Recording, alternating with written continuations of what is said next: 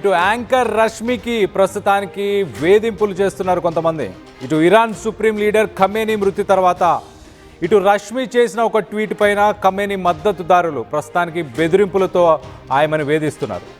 Khamenei చనిపోతే ఇండియాలో ఆందోళనలు చేయడంపై ఇటు రష్మి ఆగ్రహాన్ని వ్యక్తపరిచింది. ఆందోళన చేసే వాళ్ళను ఇటు ఇరాన్ పంపించండి అంటూ రష్మి ట్వీట్ చేసింది. రష్మి ట్వీట్ పైన ఇప్పుడు సోషల్ మీడియాలో ఆయనని బెదిరిస్తున్నారు. ఇటు రష్మి క్యారెక్టర్ను అసాసినేట్ చేస్తున్నారు. ఆమె క్యారెక్టర్ను టార్గెట్ చేస్తూ కొన్ని పోస్టులను పెట్టారు. ఆ పోస్టులపైన ఇప్పుడు రష్మి తీవ్ర ఆగ్రహాన్ని వ్యక్తపరిచింది. తన పర్సనల్ లైఫ్ గురించి ప్రూఫ్స్ ఉంటే బయట పెట్టాలంటూ మండిపడుతుంది.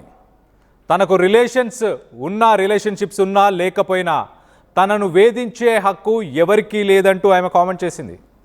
తాను పెళ్లి చేసుకునే వరకు ఎంతమందితోనైనా తిరుగుతాను, అది మీ సమస్య కాదంటూ ఇటు నెటిజన్లకు తనదైన స్టైల్లో ఇటు సమాధానం ఇచ్చి పడేసింది రష్మి గౌతమ్.